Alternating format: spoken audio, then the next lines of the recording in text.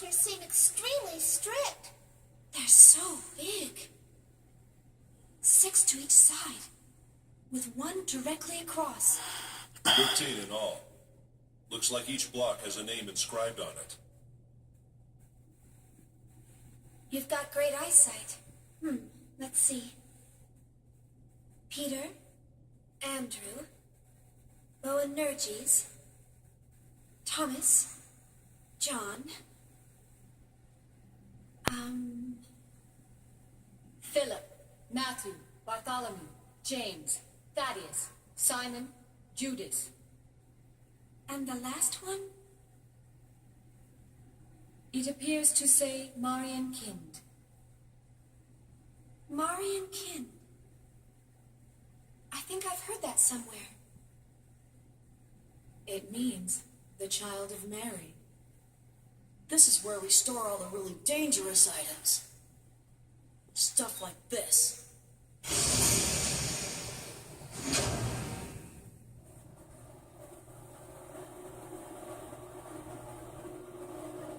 Zohars! Actually, they're all emulators. And they've all been sealed, including the one we just retrieved. Why are these Zohars here? Well, our corporation does dabble a little in everything. Besides, these days, you can't get by without having something to deal with the Gnosis. And we definitely can't wait around for the Federation to get off its lazy butt. What's in the room across from here? Nothing pleasant, I'll tell you that much. You're not going to show us? Trust me, it ain't something you'd want to see. Even if we were to consider the diversity of your businesses, you're still a foundation, right? I mean, the weaponry on this ship far outclass those on any warship. Who are you people, anyway?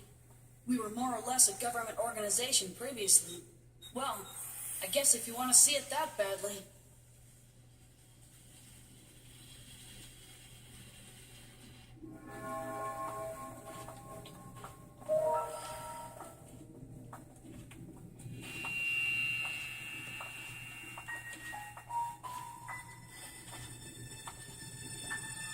What is this?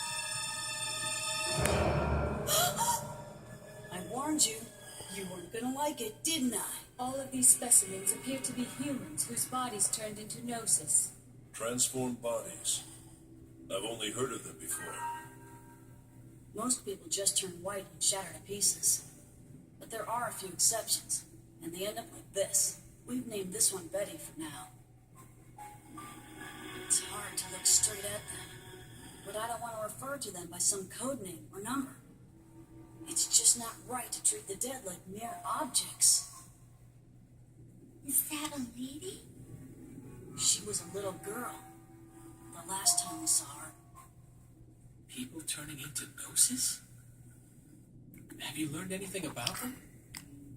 Not much. Plenty of Gnosis remains have been recovered to date, but nobody's learned a thing from them. You know what they're composed of? No. Sodium chloride. Plain old salt. Even their translucent bodies are mostly made up of water and sodium hydroxide. How can ordinary compounds like that form creatures like them? No one really knows why those who survive Gnosis encounters always turn into one of them. Some people think they're a new type of virus. Others say they're beings from another dimension who take on temporary forms in this one. Always? No exceptions? Nope. Not as far as I know. So they could be from another dimension? Wouldn't that mean that their true forms might exist somewhere else? Who knows? All that's certain is that they're hostile to humans. Not that such a sentiment is unique to them. Chief, is something wrong?